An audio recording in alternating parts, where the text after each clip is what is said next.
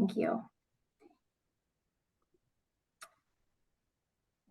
Okay, if we can go back one more slide so they could just review that agenda for today.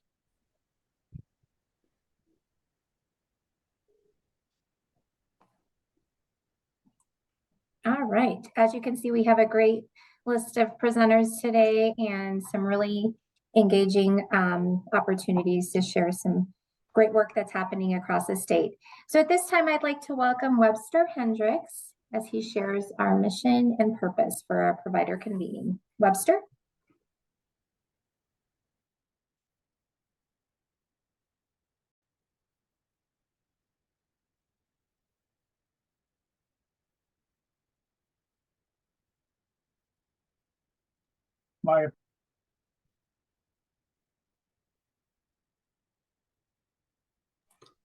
Is your mic not working, Webster?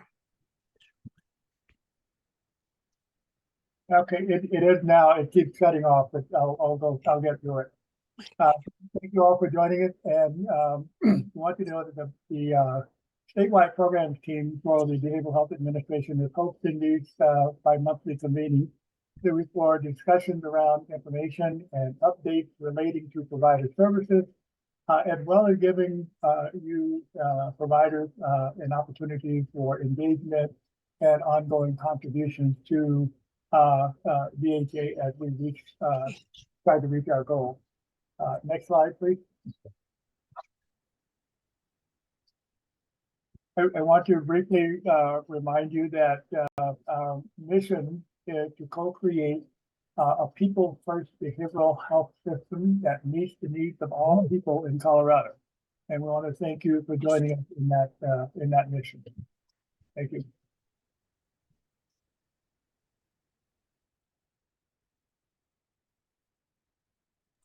I get to announce the good news. Obviously, this shouldn't be news to everyone on this call, but BHA does have a new commissioner. Danette Smith has joined our team. Commissioner Smith has spent 30 years serving families, children, and the aging population, and people experiencing homelessness.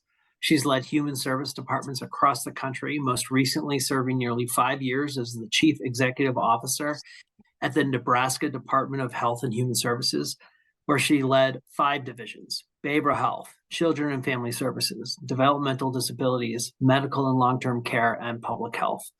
During her tenure in Nebraska, Smith convened a statewide behavioral health task force focused on opportunities to improve behavioral health services for adults and children, as well as initiated the exploration of Medicaid utilization as a payer for behavioral health services, and redesigned the youth rehabilitation and treatment center system to include intensive clinical and therapeutic services in the juvenile justice system. While in Virginia Beach, she collaborated with the sheriff's office to provide enhanced behavioral health services in the jail system and provided strategic oversight in the development of the First Responders Initiative to provide behavioral health services in the community with the Virginia Beach Police Department as part of their service calls. The 2023 recipient of the Lifetime Achievement Award from the American Public Human Services Association, Commissioner Smith holds a Bachelor of Science in Psychology from Eastern Michigan University and a master's degree in social work from the University of Illinois, Chicago. She's also completed the Kennedy School of Government Child Welfare Executive Leadership Program at Harvard. So Danette is not able to join us for this meeting today, but we will have her at a future provider convening. So you'll have an opportunity to hear directly from her. But needless to say, we are very thrilled to have her expertise joining us and leading us as we move forward in Colorado to co-create a strong behavioral health system. Next slide. And I do want to share and remind everyone else of the rest of our executive team. And if they are here, give them the opportunity to at least say hello. So as I mentioned, Danette Smith is our commissioner.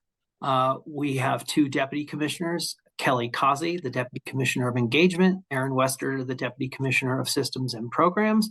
We also have Stephen Pang, our interim Chief Administrative Officer and our Chief Financial Officer. I think we might have Kelly with us, or do we have both Kelly and Aaron and Stephen? I know you have Aaron and Kelly. I don't know if Stephen's on here. I've been in meetings with him all day, so sorry if we're not able to share him with everybody on this call. But go ahead, Erin. You can say hello. Hello, everybody. Welcome. Thanks for being here. And very excited about our new commissioner, Danette Smith, and all of the leadership she'll be providing to the department. And hopefully you all will get to meet her very soon. So thanks for coming. And hi, this is Kelly Kazi, Deputy Commissioner of Engagement. Really glad that you all are here today and partners with us. And just wanted to highlight under my purview, in addition to policy and communications, is our children and youth plan, in which you all play a role in that. And then also our workforce development.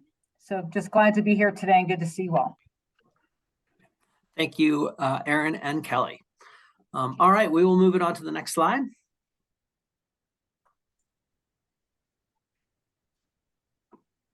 All right, thank you, Mark. I'd like to just take an opportunity to acknowledge the efforts of our statewide program directors and provider convening team. As you just heard from Mark Kondajani, he is our interim division director. Mark, you could say hello again if you'd like. Hi, everybody. We have Paul Barnett on the call. He is our director of child, youth, and family behavioral health. Paul, would you like to say hello? Hi, everyone. Thank you for joining. Paul Barnett, Director of Child, Youth, and Family. He, him. Thanks, Danielle. I'll hand it back to you. Wonderful. Thank you.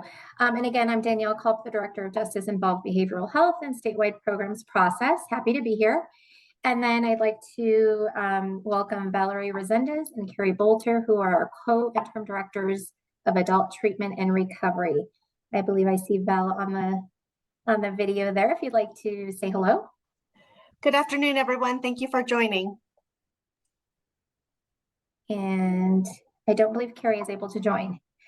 And then we have some amazing efforts by our provider convening team. Oh, I just saw you, Carrie. I'm going to skip back to the previous one. Carrie, if you would like to say hello. No problem, Danielle. Good afternoon, everyone. All right, so we have a great team that puts this meeting together and does all the behind the scenes work to make it successful. I'd like to acknowledge the efforts of Jill Davis, Samantha Warner, Donda Gorton, Sarah Lucas, and Webster Hendricks. So thank you all so much for all you do. Next slide. Before we jump into the first presentation, Danielle, I'm going to read the housekeeping. So hello, everyone. I'm Jill Davis, and today we're expecting a large audience. Therefore, everyone has been muted to reduce background noise. Make sure you're muted when you're not speaking. And if you have a question throughout the presentations, you're welcome to use the chat or use Zoom raise hand feature. Questions will be addressed by the chat moderator when it's appropriate. And if we have more questions than time to go over, we will keep track of those questions and reach out to you with those answers. If you have an opportunity to speak, we kindly ask that you introduce yourself and your agency. And we'd also like to introduce our ASL interpreters today. We have Megan Hiller and Audrey Rayner. During the event, you can spotlight our ASL interpreters so they will appear larger on your screen. And you have the ability to change your view at any time. In the upper right-hand corner of your screen is a view button. Use this to toggle between speaker view and gallery view. And you can hover over the right corner of the ASL interpreter video and select pin if you would like to see them larger on your screen. You'll also see during our first presentation that Luke and Marja will be signing. So if you'd like to view those folks signing, you can pin them as well. So I'll go ahead and move to the next slide, and this will be our first presentation. All right, thank you, Jill.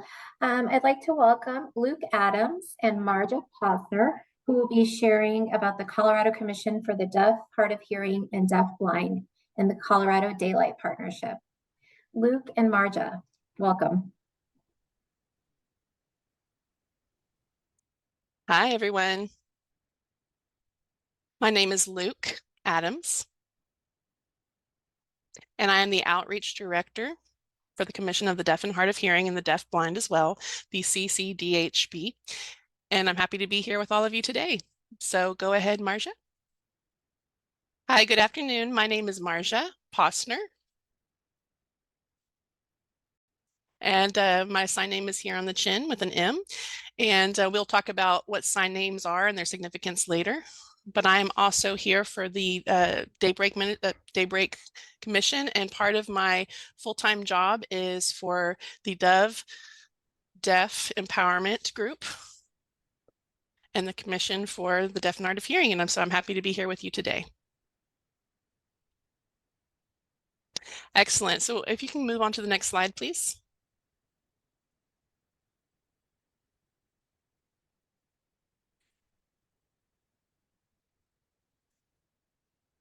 Thank you. So the goal today is we wanted to share a bit, I know this is a very condensed presentation. We typically go about 2 hours, and today we've got 45 minutes. However, if we don't go into enough depth for everyone, feel free to go through the PowerPoint. You can click on different links and find out more about our agency as well as Marja's agency as well. So, this is incredibly condensed information, but let's go ahead and dive in. So the CCDHHDB has really various services provided, and in my department specifically, through outreach, our role is to provide training for various topics, for support, for communication access for the deaf, to give background on deaf culture and what deaf and hard of hearing people go through in their day-to-day, as well as various resources. We've talked about services within schools, offices, dealing with police departments and the prison system, as well as agencies and whatnot. So my role is to provide specifically the services for the state of Colorado. So again, this is kind of going speed, but you can go on to the next slide. Oh, and interpreters are going to go ahead and switch.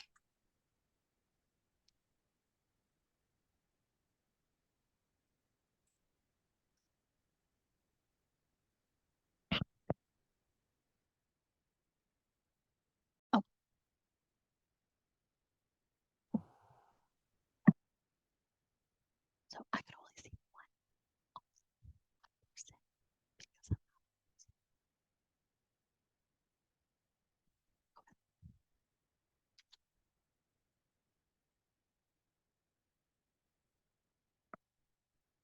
Okay, so when we're talking about the Daylight Partnership, really we're sharing, it's led by WellPower and the Colorado Commission for the Deaf, Hard of Hearing, and Deaf Blind. They provide assistance, they provide a lot of help, technology support, and training as well.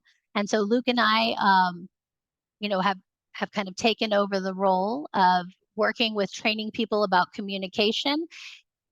And so, that's really just a quick summary of what the CDP is going to be doing and does. But also we'll be doing,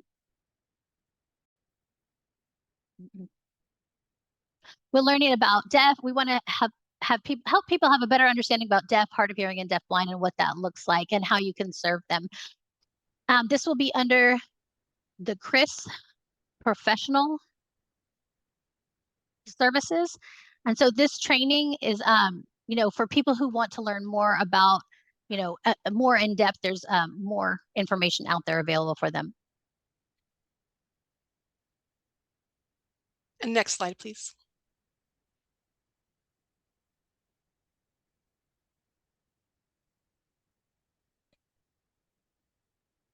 Often people ask us many questions. How many deaf and hard of hearing people are there in America? How many? So I understand the curiosity. Deafness means different things. There is a spectrum. So some people who are deaf prefer to sign, while others, prefer to speak often. This is a question that we're asked, how many are there actually out there that sign, who use American Sign Language in the US? So, there's no exact number. There's no research that says an exact number who use that as their language. So really what it is that it's not about how much they can hear or speak. It's about prioritizing language and what they're comfortable with. So you'll see that there's, the numbers here in Colorado. I wish that we did have exact statistics related to how many people use ASL in America. I know that as far as hearing loss, some people have said, well, there's probably 2 million who use sign language out of the totality of who are deaf or hard of hearing. So, but they've looked at it and they've assumed around 2,900,000, but there's no way to know an exact number. Our community is rather small. It's kind of a small deaf world, so we know each other. Oh, I know that person. I know their family, and so it's that 7 degrees of separation thing, but in the deaf world, it's really only 1 degree of separation. So, for example, like Marja and I went to college together, so we know each other and we know some of the same circles. So the deaf world is what we call the deaf world is very small. So did you have anything that you wanted to add, Marja? I think that, yeah, we can go ahead and move to the next slide.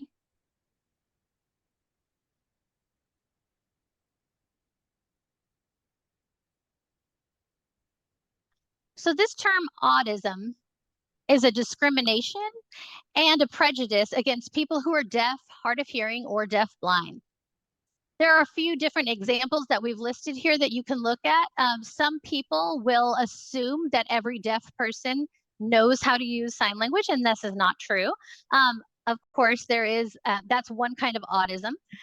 Often they assume that deaf people can read lips, and this is also not true in every case. This is a very diverse population.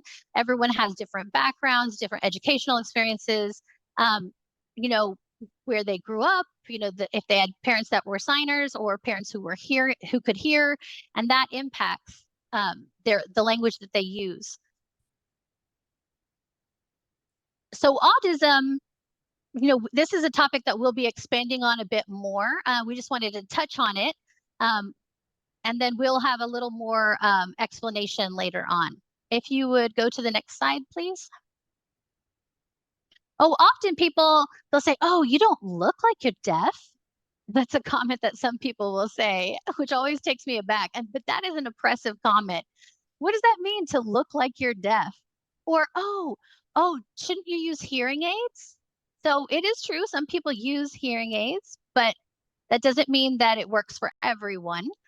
And so, sometimes we'll tell people, I guess they imagine that all deaf people use hearing aids, all deaf people sign, read lips. And of course, this is just not true, that all of any category or all of anyone in the deaf community does it the same way. So really the point is prioritizing in the deaf community, a person who calls himself deaf primarily uses ASL to communicate versus a person who's hard of hearing might speak.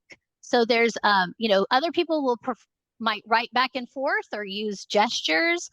Some do read lips.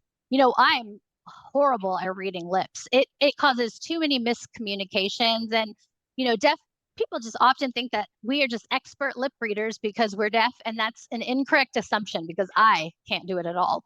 I have friends who are very good at it, but I can't do it. I prefer sign language or to write back and forth, but there is a great amount of diversity within the community. And so, and really it's just as a change of perspective about, getting rid of those assumptions, because people, they're like, oh, I don't know how to sign. What am I going to do? But and so instead of just being dismissive, there's lots of options. There's captioning, there's writing back and forth, because hearing loss and this identity runs the gamut. And so some people hear absolutely nothing. Others might have a cochlear implant or benefit from the use of a hearing aid. And for myself, I prefer to communicate in sign language. I don't use a hearing aid. I don't have a cochlear implant. I have some family that has learned how to sign, and that's very nice. But most of my friends who are deaf and are deaf as well and sign. how Luke had said that a lot of people who are deaf and hard of hearing, they don't necessarily read lips, but some are very good at it. And so when Luke and I, are together and we're out and about, people often we can feel them looking at us. And sometimes we'll rely on each other and say, "Oh, I'm sorry, what did you say?" Where a hearing person, it's just unclear. So we might have to ask for repetition. But every person, knowing how to read lips, and depending on that growing up, that's just not the case. So many people have had speech therapy, such as myself. I am the only deaf person in my family. All of the others are able to hear. And so ASL is my first language. I picked up English later. And so at 17 months, my parents put me into a program so I could start being exposed to the deaf community. And then from that point forward, I was in a mainstream school for a bit. I went to the deaf school. I attended RIT, and that was really the first time. I mean, RIT has a deaf ed program, and this is where I met quite a few people. And then I really started learning more about the culture, about deaf people and how they grow up and how they communicate, how they socialize, and what their everyday lives are like. And it's very interesting experience in college to have exposure and access to all of that, and not really have, growing up, I didn't really have much exposure to the deaf community. And now, as an adult, I'm in my mid 30s, and I am 100% involved in the deaf community. I spend the majority of my time there, and I sign with different people, and that's how I handle the majority of things in my life. Deaf people tend to feel very connected to the community. They're very interested in education and providing supports and creating access.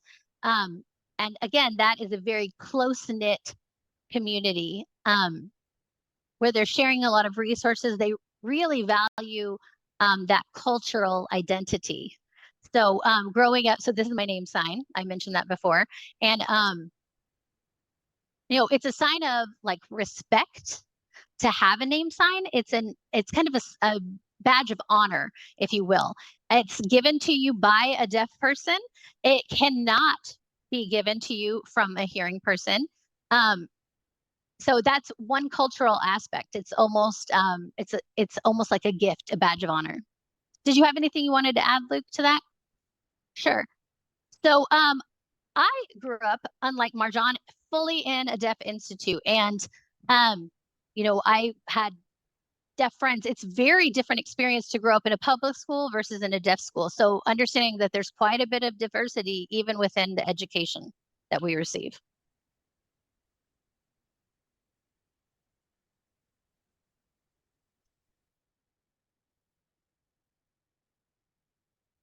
Would you go ahead to the next slide? Oh, there it is. Thank you. Appreciate it. All right, excellent. Now, understand, ASL as a language is a very complicated, it's complicated for anyone who's a beginning learner, because ASL, that we have a formal language, it is actually recognized, it has all of the syntax and all of the things, but it is not English. So whenever you're trying to, let's say if you were to read ASL, it would not be standardly written as English is. There are two basic ASL structures that we're going to go over. First is you've got time plus topic, and then you've got your reference. And I don't know if you can see at the bottom of the slide, but you'll notice, you're trying to figure out what this means, this time plus reference, or, the basic sentence structure. What you're going to notice is you've got to mention the topic that you're discussing, and then you expand upon what it is about that topic. So you're referring to the topic for the rest of the structure. So for example, an English structured sentence would say, I am going to the store. But in ASL, how that would be structured, and you would see this if you were to write it out, you would point to yourself, me, and then store, and then go, because in ASL, it's not, we don't really have these filler words and sign for, some of the verbs, they, them, thee, are, were. Some of those vocabulary words are represented with just a point or a different form in ASL. So it's not equivalent. So we don't typically always say I, we're going to point to ourselves, which would represent the sign for me rather than the English word for I. So it's very, very different and can be complicated to understand when you're first starting out and you're trying to communicate with someone who is deaf, because their language, especially if they're a first language user of ASL, then their language is going to be incredibly opposite and in opposition to English. And it's hard to get that structure down and make sense. As a deaf person myself, I even struggled in the beginning to kind of put down my thoughts in ASL. And now, ASL, it's very clear to me. I understand the form, but in the beginning, it was very difficult to understand because I would often have to ask someone to re-sign for me to get that understanding. However, if you were to meet someone in the real world who is deaf, and you feel that struggle, really what I suggest is that you continue contact with a deaf person, another deaf person, or an interpreter or a deaf interpreter who can help you understand the linguistics of the structure, and then you will pick that up. Excellent. Beautiful explanation, Marja. Would you mind going to the next slide? So as well in the deaf community, there's such a spectrum and variety of hearing loss. There are those who are considered hard of hearing. Often they may be more proficient at lip reading. They have some sign, or maybe they don't sign at all. They may speak for themselves, and how they identify themselves is very different. Those who identify themselves as hard of hearing, who may have cochlear implants or may use hearing aids. Again, there's a spectrum there of those who might voice for themselves or who do not. But if they identify themselves as hard of hearing and read lips and voice, and they don't identify themselves as a deaf community, that's one part of the spectrum. But I will say most hard of hearing people tend to use language services such as CART, which is communication accessed through captioning and typed out services. Like there may be a provider sitting there who can hear everything in the room, and then they'll have a laptop where they type everything and it can pop up on the hard of hearing person's laptop. So they're able to see the language live through Zoom or captioning. And there's an automatic speech recognition system as well. And that uses the computer to capture the language that's being spoken. So those are services they may use, but we have a federal law called the ADA, the Americans with Disabilities Act, and they have recognized the importance of emphasizing effective communication. So that would not be an effective communication for someone who is deaf, because they can't fix the language, they can't notice the errors. There could be some people often misunderstand the word deaf for the word dead or death. And so in the computer, if they're talking about someone who's deaf, all of a sudden people think we're talking about those who are deceased, and there can be so many communication errors. So those are situations that can pop up, and we have to make sure that we resolve those to make sure the communication is the most effective, whether it's a hard of hearing or deaf person. There are some deaf who may use those services as well, rather than, anything else like an interpreter or what have you. But again, what's important is that you ask each individual what their preference is for communication, having an interpreter, having caption, having CART, having, any of these services, because it's very rude to assume.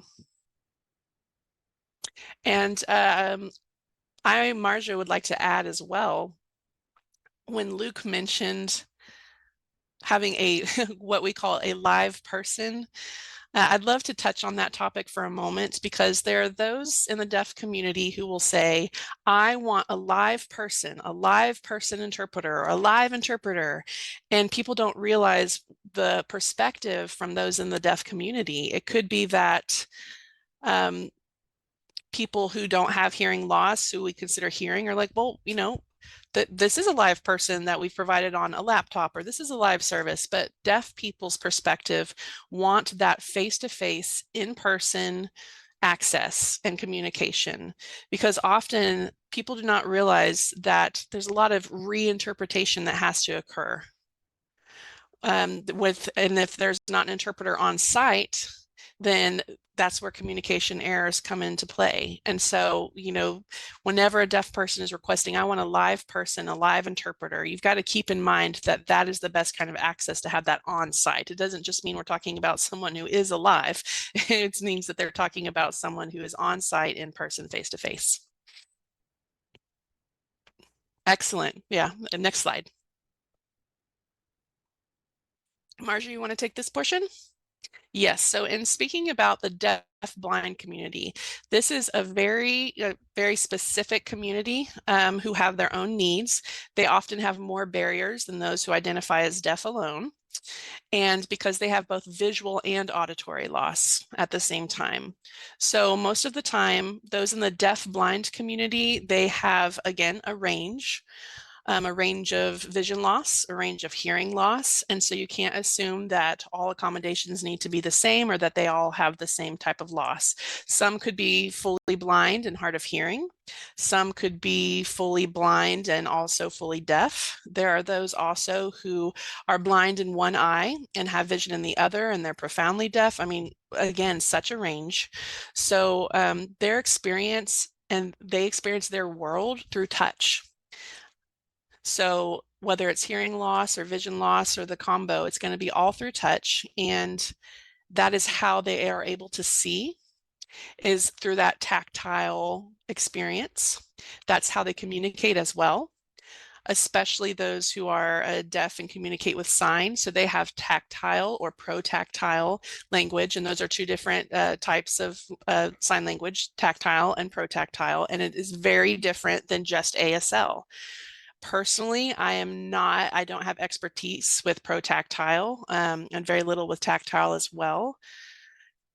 From my basic understanding, protactile is a mixture of environmental cues as well as the emotional experience of the person. For example, they would show that there's someone laughing. And so, the interpreter would be showing someone is laughing within the room, and they would do that through touch for the deaf blind person. So often they will use the shoulder or the upper back, and there will be someone back there that is touching, or they could touch on the thigh to show exactly where the positions of people are in the room and what have you. So a deaf-blind person would very much be dependent on a deaf-blind interpreter, or rather, that's not exactly what I mean, but a tactile interpreter or protactile interpreter. So they're not deaf-blind themselves. However, often there are deaf interpreters who provide those services, and they will have something called an SSP, which is a support service provider. And that person can help the deaf-blind person to navigate the community, to get appointments set up, but it has to be something that is discussed thoroughly first.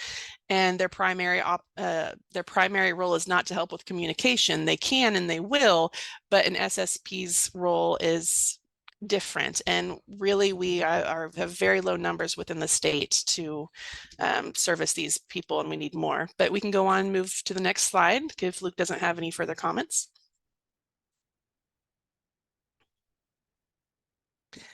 Yes, so language deprivation has such a huge impact on our community for both deaf, hard of hearing, and blind. Often when babies are born and they don't have hearing loss and everything's deemed fine, they have a very different experience than babies who do have a hearing loss. If there are, and who have parents who don't have a hearing loss, but if there's, parents who are deaf and they're able to have children, they can teach them how to sign, and also provide services to give them that spoken language as well. And there's a lot of benefits for babies to learn sign, which we've already seen through the years, that that can help them to learn communication tactics much earlier, and help them also to know how to express themselves earlier in life. If there are babies who do not sign, oftentimes you'll see struggles with communication as they start to age, and has a huge impact on deaf babies in particular, because parents who do not have hearing loss, who have deaf children and do not sign with them, they do not have access to that communication. Fortunately for myself, my parents provided access from a very young age. And so I had that access to language early, but I have so many friends whose parents never learned to sign, never learned to sign with them, and they would force their kids to try and adapt to their own communication needs and their preferences. And that has such an incredible impact. Honestly, 90% of deaf children are born to families without hearing loss. And then 90% of deaf families who have children have hearing children. And so as soon as, they're born, they're able to have this hearing and acquire language. But the deaf kids who are born to parents who do not sign are often language delayed. If parents do pick up sign, that's excellent, but most of the time they don't. They don't feel that that's important or valuable to do. And doctors and the medical community often ask people to just, oh, well, go ahead. They can pick up lip reading and they can figure out how to speak through speech therapy. And they're not able to pick up that language simultaneously that other children are. So it causes delays. And I could talk about this topic all day, but I want to get off my soapbox there. However, Marja, did you have something to add there? No, I feel like we covered the basics quite well, but language deprivation is a huge issue in our community. And, like you, I could talk about this all day, but I know we need to go on and move to the next slide.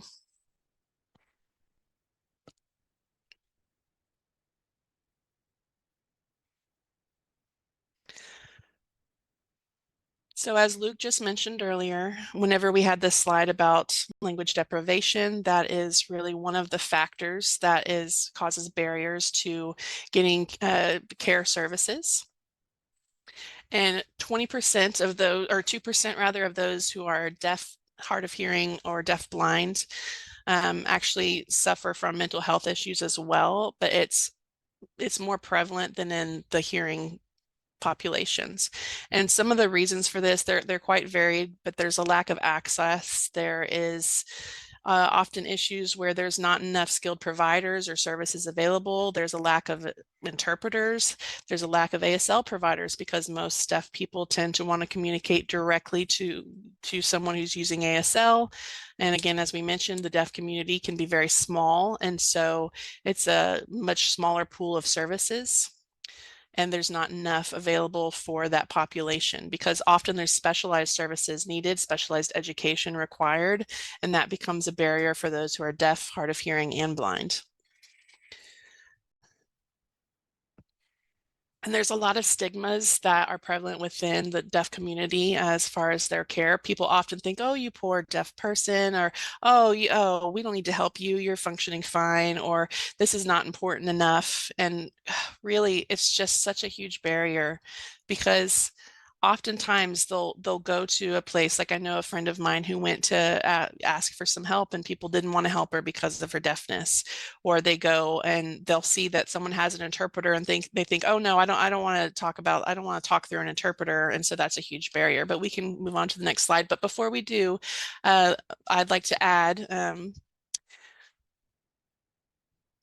we do have mental health therapists who also are proficient ASL or even deaf. And often I want to find an ASL provider directly, but my health insurance says, oh no, we'll just provide an interpreter. You don't need to go to someone who speaks your first language. We'll just provide an interpreter. You can speak through them. But there's no, often those who do not have deaf or hearing loss, they do not understand the true culture that deaf people have. And so even going through an interpreter, therapists and counselors are not going to understand our experience the same that a first language user would. So it's important that, yes, to have interpreters provided for effective communication. And that is what the ADA requires, is effective communication, but that doesn't always mean it's good enough, despite health insurance providers thinking, oh, this would be good enough, but it is not the same. And we're constantly having to educate people, which is one of the huge challenges of our field. So just wanted to add that other tip again, and we can go on to the next slide. Oh, and actually, because we have about 15 minutes left, should we go ahead and skip ahead? Yeah, go ahead and skip ahead a few slides.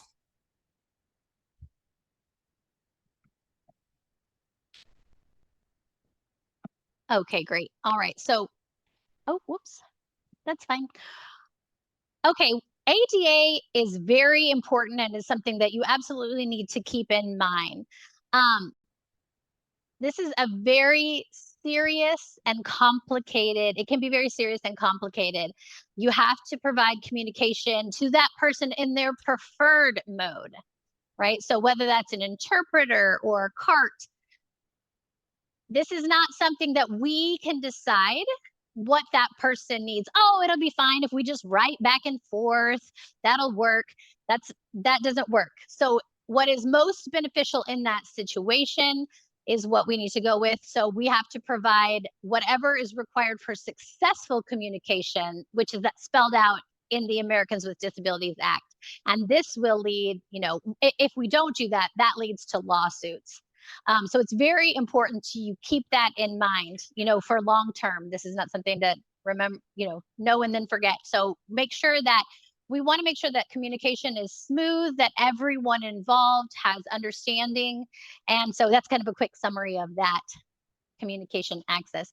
Yeah, if you see, there are different kinds of communication access available. You can see them listed there, VRI and stuff. So really it's a preference. We just don't have time to expand on all of them, but there's CART, there's assistive listening devices. It's very important.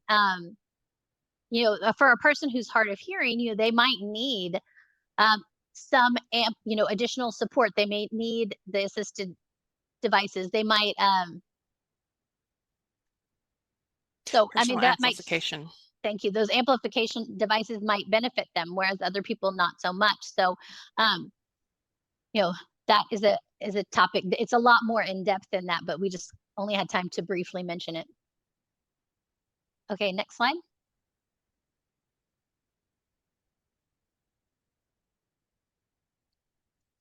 All right, sign language interpreters, like you're seeing right now, this is a very important part of facilitating communication, making sure, that we are sharing access, especially when we're working with deaf, blind, and we want certified interpreters. It's very important that some people will send, there have been instances of fake interpreters showing up to assignments. So it's very important to ask for proof of certification, and really emphasize that certification part.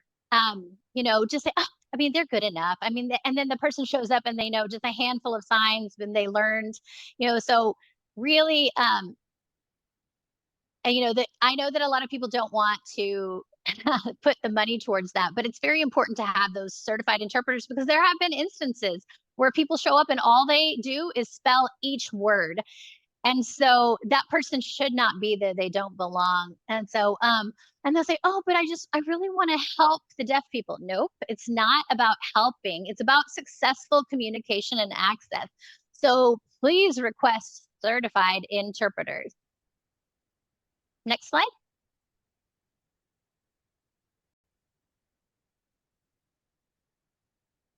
Oh, if you'll go one more slide, please. Okay, so this is a device, a VP. And so I wanted to share a little bit about the difference in a video phone versus video relay interpreting.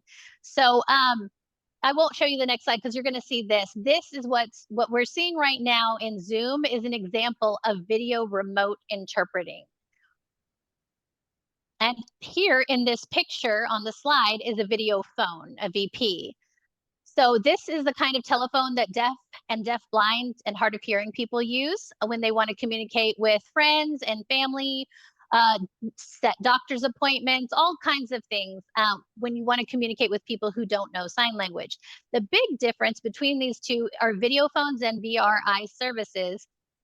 For example, if you're at a doctor's office and you're the patient and you need an interpreter, it is illegal to use a video phone in that setting, right? So you can have official Zoom meetings and things like that as long as they're in different settings, but they can't be in the same room. You can't just set up a phone and go, okay, this is access.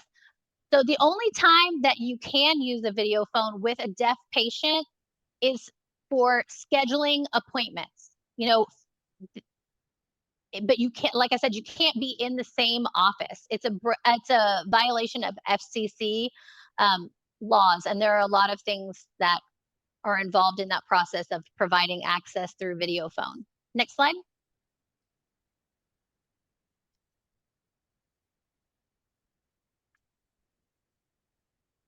Oh, you can go ahead. That's video relay services is a video phone. And video remote interpreting we've talked about, so you can move on to the next one. Oh, I did want to emphasize one thing about video remote interpreting. There's a part here, for example, if you're at an office, typically you might use a video remote interpreting. You might see they're using a tablet and they roll it in. Sometimes they have like a little pole that they set it on. That's video remote interpreting. This is not for deaf patients, this is not always a good idea because technology can fail. You might have a weak internet signal. It might be fuzzy and distorted, and then communication is not successful. So you want to keep that in mind, that that's not always the best option. We've already mentioned cart services, so we can move on to the next one.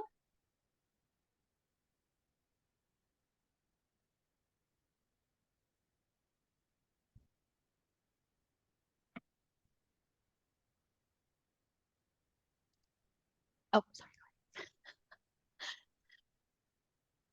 Okay, so rural auxiliary services, there'll be more training on that so later. So we're just going to go ahead and skip to the next slide.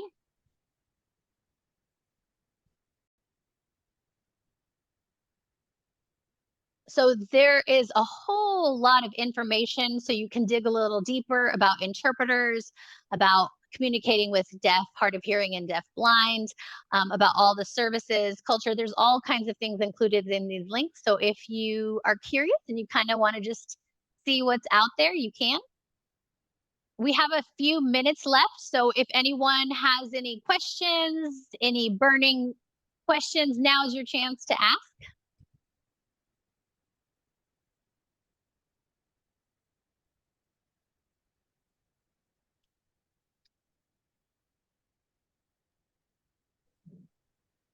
We do want to remind you also that we have a course that's available. So if you want to look a little more in depth at some of the topics, learn about deaf, blind, and hard of hearing, we're developing a course. We recently had a webinar a few weeks ago, so we're pretty excited about setting this out. There's some videos and some trainings available out there. Any questions? No questions? If you have any questions, you could raise your hand or put them in the chat.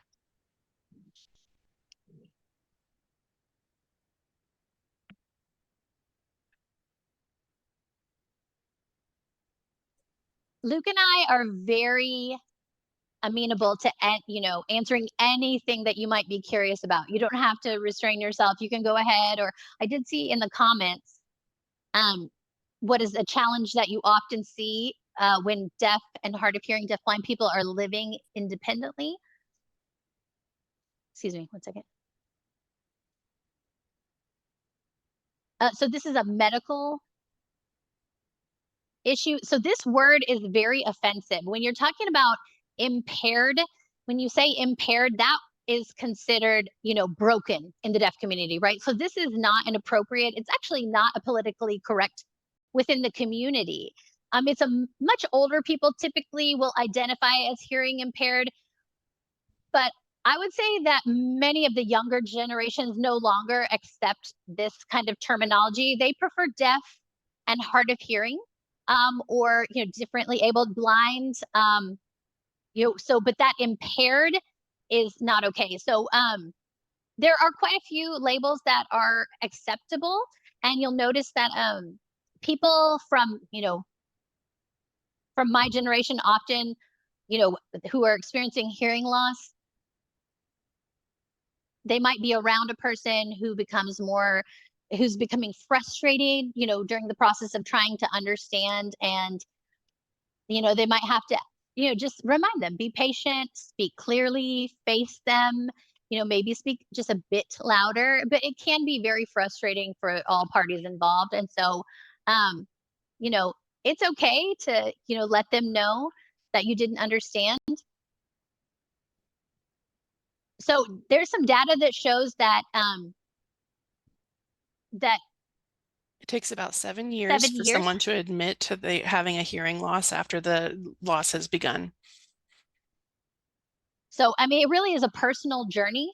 And so, we want to make sure that we're not oppressing people, prescribing our own labels to them, that they have all the access, the resources they need, that we're following the law for them, that if they need captioning, that's available.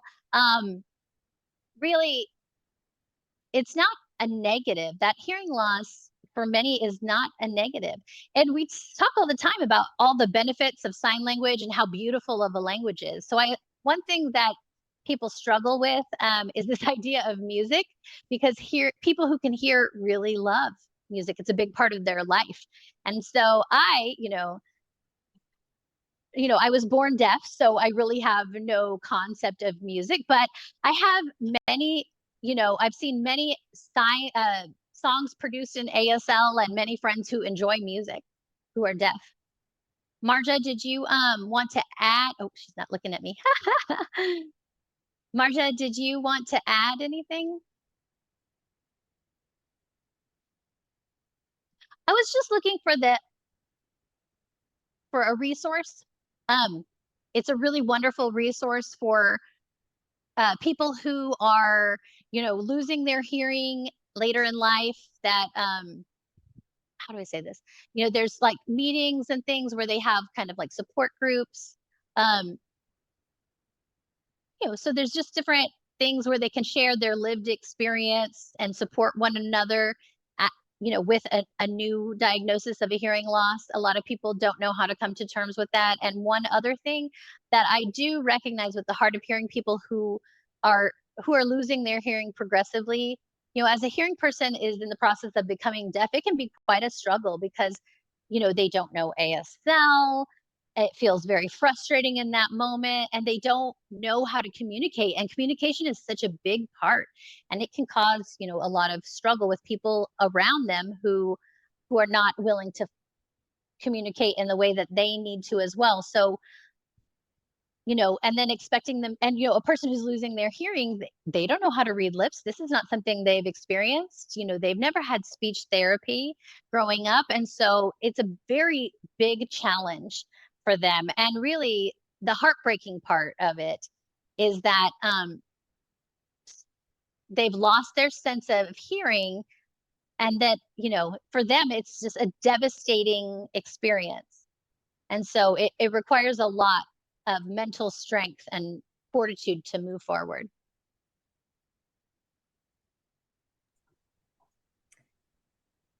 Yeah, reading lips takes a long time to pick up. I, went to speech therapy, and I tried and tried and tried and tried, and I eventually just had reached the end of my tether, but again, each person is different and unique.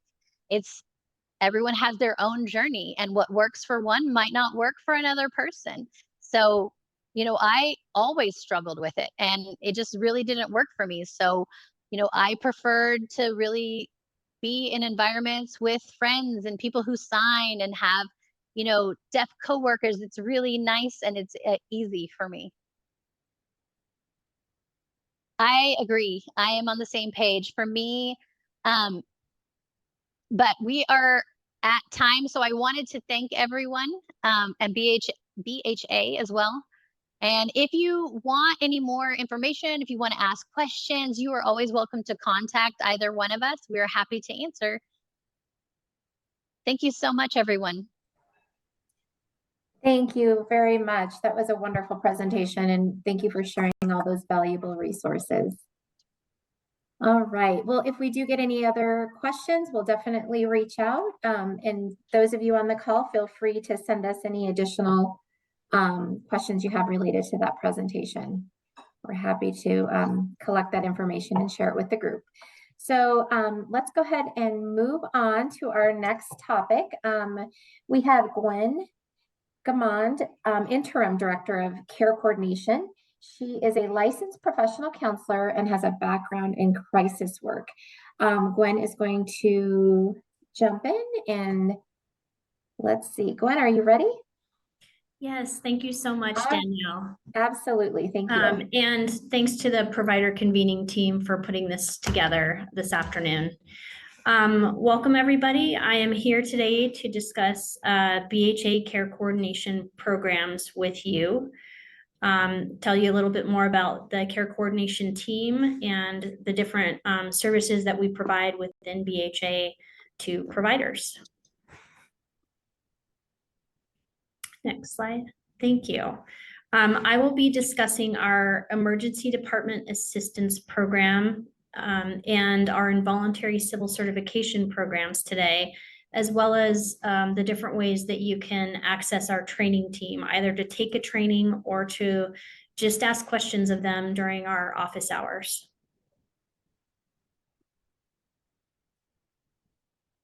So I'll start with our emergency department assistance program. That is a program that launched out of a legislative change to 2765-106, Section 7, subsections A and B. It became effective on January 1st of this year. This program is run by our care coordination navigators. We have 3 bachelor's level mental health professionals who've been working in the field for a number of years that staff that program. And it's overseen and sort of advised by our care coordinators who are licensed professionals. So when there are things that come up that are particularly tough to handle, we step in and collaborate as a team to figure out what to do.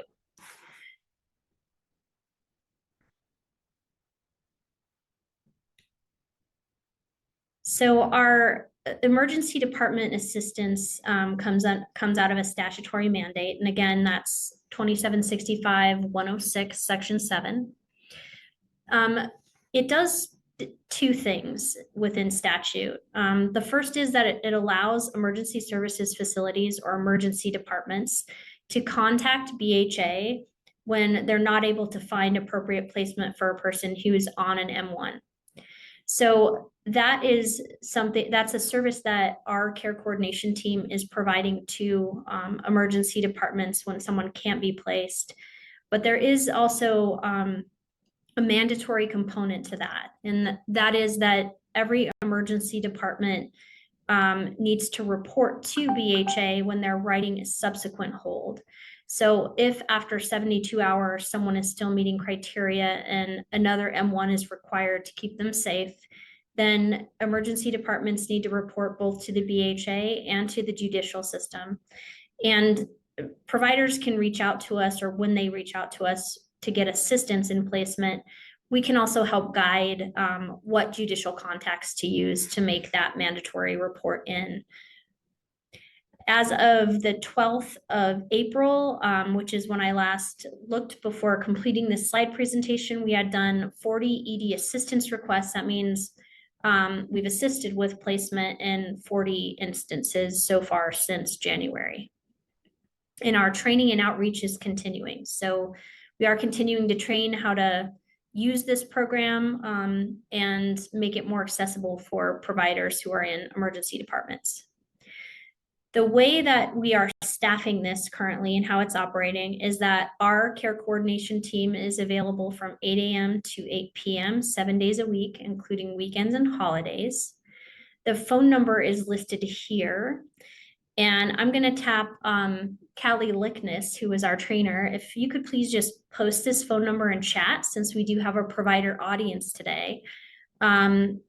And you can also email BHA Care Coordination with ED assistance requests as well. So with those requests for placement or to notify us of subsequent holds. When you're asking us to help place someone, we're asking that you reach out to us with 48 hours of notice whenever possible. So that just optimizes our ability to be that helping hand to you. As an emergency department or someone who's helping someone or someone who's trying to place a person that's on an M1 hold. We're asking for that so that we can have time to call in advance, and usually within the first 24 hours of someone being on an M1, there's already been enough of an attempt to place that person that whoever's caring for them knows that it's been difficult to place them, and they haven't been able to find that placement yet. So reach out to us early and often is the takeaway from that. Moving on to what data we are tracking. The legislative mandate has some data points that we need to track and then report back. And those are how many subsequent M1 holds we have recorded, what the presenting concerns were in those cases, and the reason for the M1 hold if it's different to the presenting concern. So presenting concern is usually more like a diagnosis or what type of issue is being experienced, which can differ slightly from the reason for the M1 hold. We document if attempts were made to find placement that met the person's language, identity, accessibility, and cultural needs. And then we also document when and where placement was secured.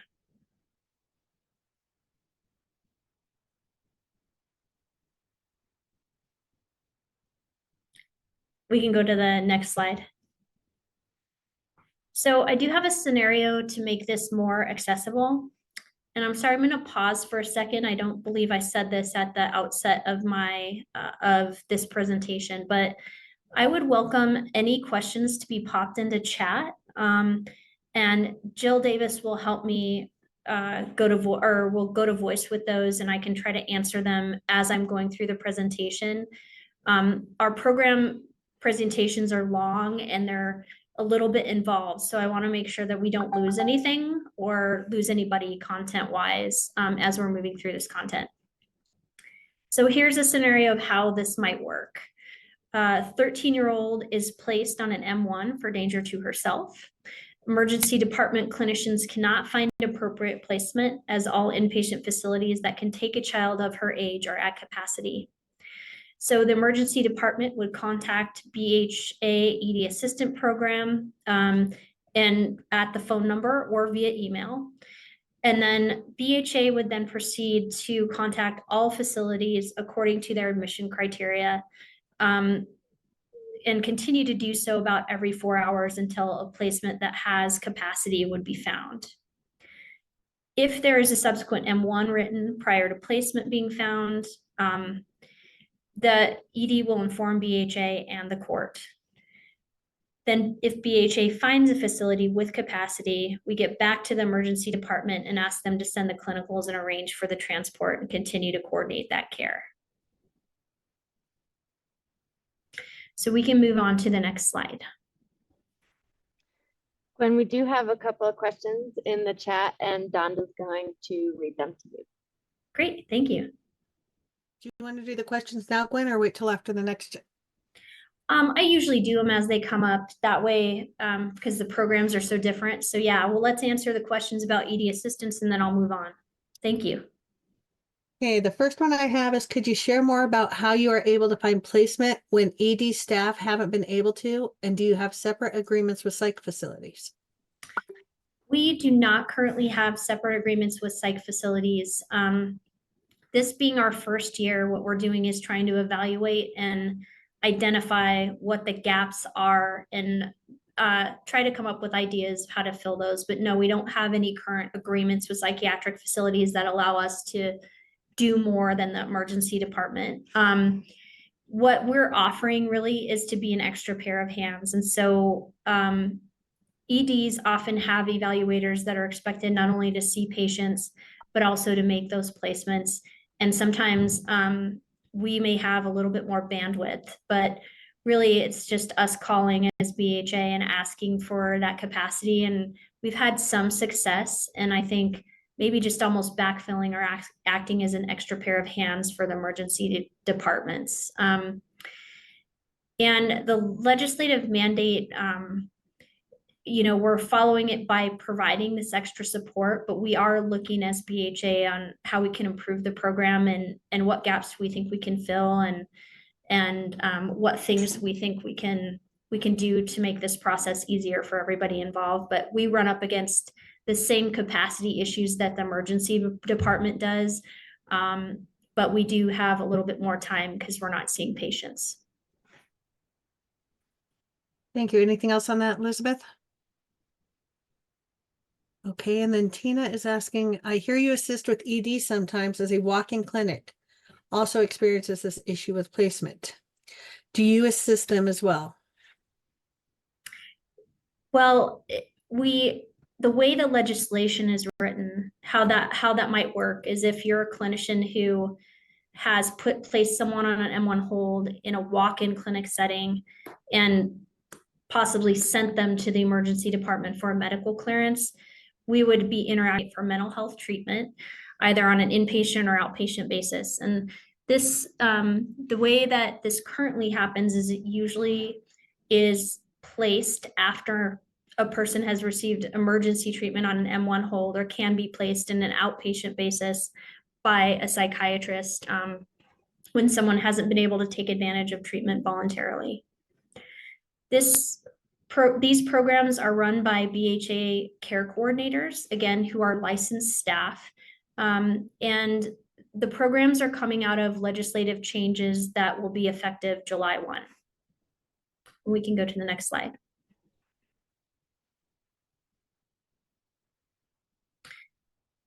So this is a picture of our milestones and showing that we're planning to launch our involuntary civil certification programs on July 1. We have started to put together a training calendar, and those trainings will begin slightly after May 1st and continue until launch on July 1, and then we'll continue to offer updates and trainings even after that. Next slide, please.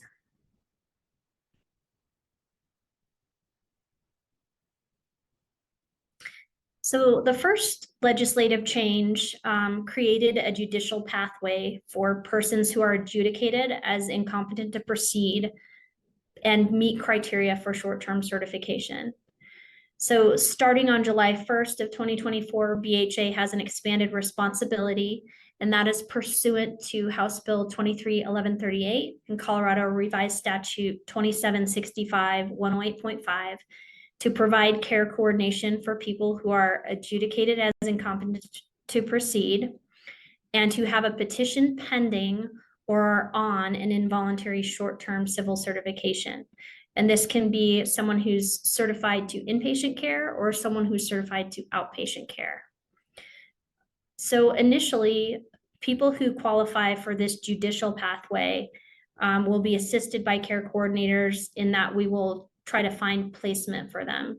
So when the court and clinicians who have done competency evaluation and other people who are part of the case decide that someone qualifies for this judicial pathway, let us know that they're planning on petitioning for one. The care coordinators will then take all the clinical information and try to secure a placement, either inpatient or outpatient, depending on what the recommendations were for this person. After the certification is placed, our care coordinators will continue to follow the certified person and receive treatment updates, particularly when people are transferring from one facility to another or one level of care to another, for instance, from inpatient to outpatient. And we will ensure that the person is at their appropriate level of care and has the proper support.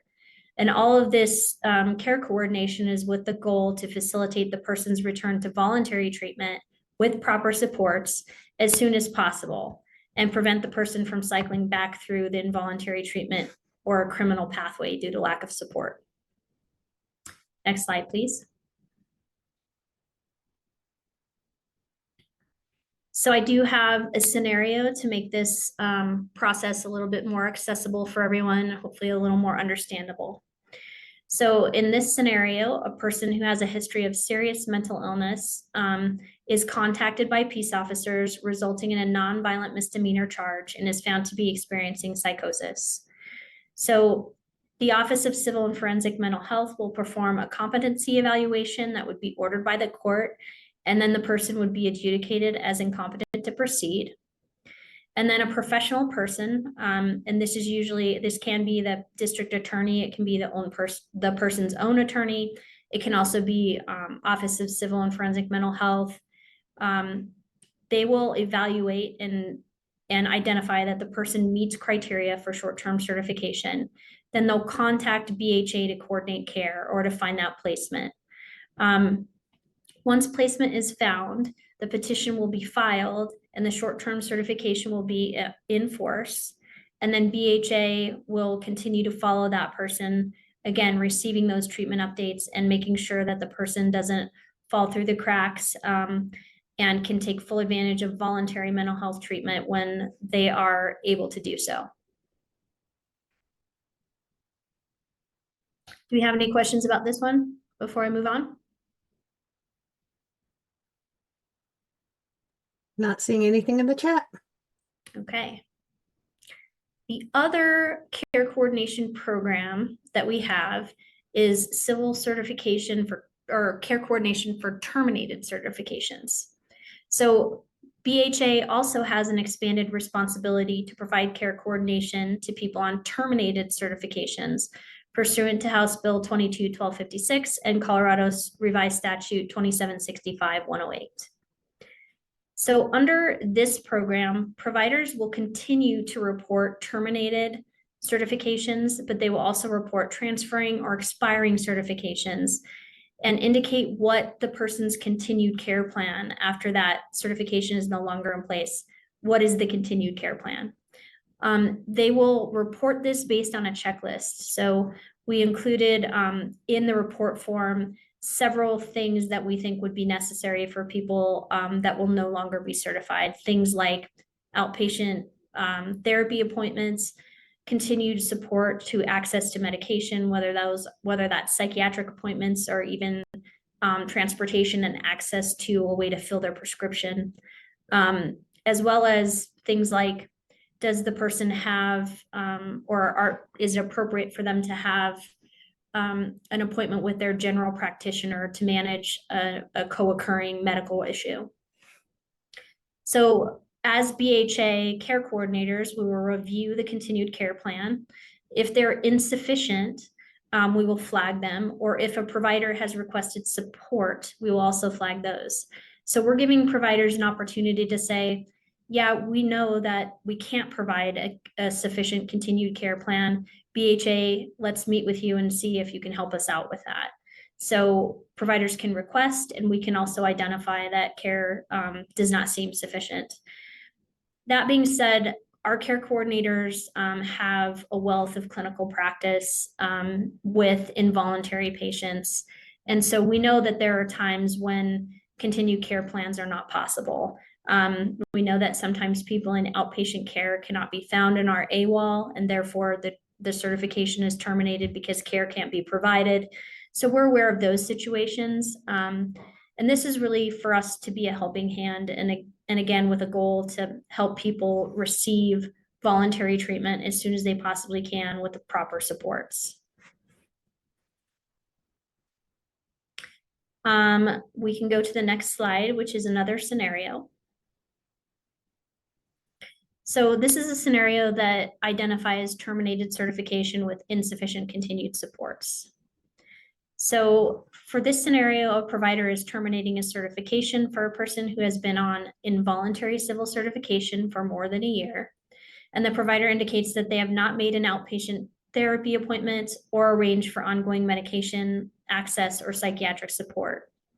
In that case, the BHA care coordinator or our contractor who helps us provide this care will reach out to the provider and arrange for staffing where we will review the case. Care coordinators and the provider staff will identify any barriers to care and create a summary of needs. And then care coordination will be provided according to that summary of needs. Once the person is engaged in outpatient supports, providers will be asked to follow up or provide follow-up information to us so that we can measure continued engagement at intervals for the following 12 months. Court records will be scanned to identify if a person who has received care coordination has been placed on another involuntary civil certification within 12 months of that care coordination activity. So this is just a way for us to measure how effective we are and how often it occurs that someone who was certified, became voluntary, has to be recertified.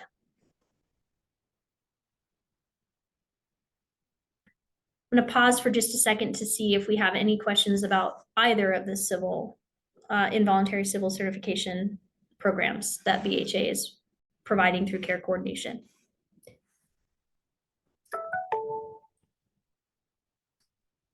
I'm not hearing anything, so I'm going to Not seeing anything in chat either. Okay, thank you. So I'm going to go on to speak about our care coordination training. And we can go to the next slide.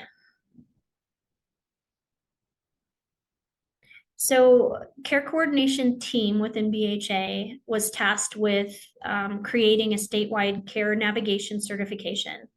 That is being created in conjunction with University of Colorado, and it will be deployed in the OwnPath Learning Hub.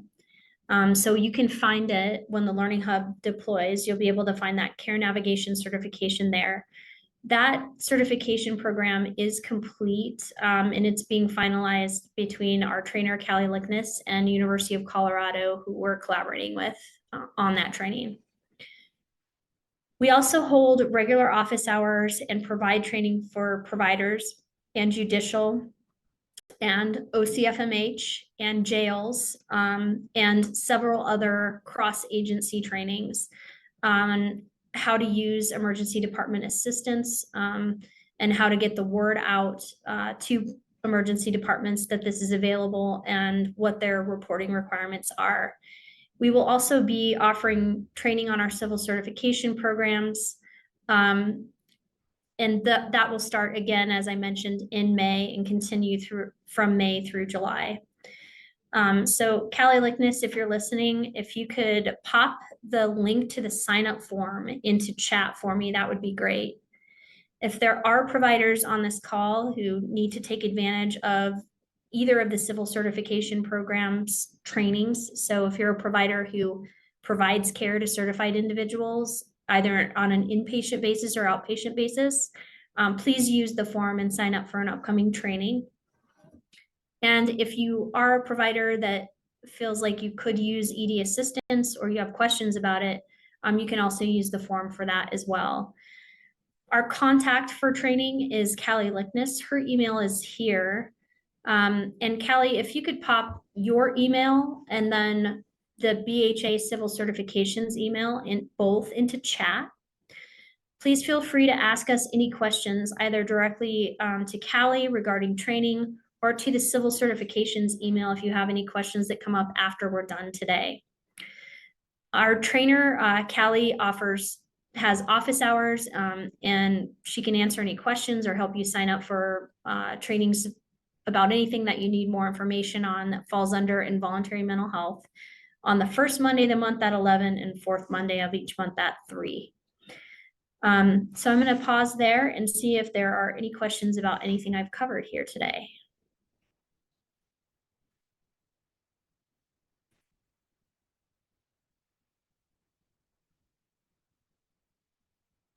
That looks good, Gwen. Thank you. So thank you all. And if there are any questions, please voice them now. And I would say we will be at the next provider convening and we'll provide an update. These programs, the civil certification programs in particular, are still being developed. So we might have more detail there. We'd be able to answer any questions that came up between now and then, and we'll be able to provide an updated training schedule as well. Thanks, everyone.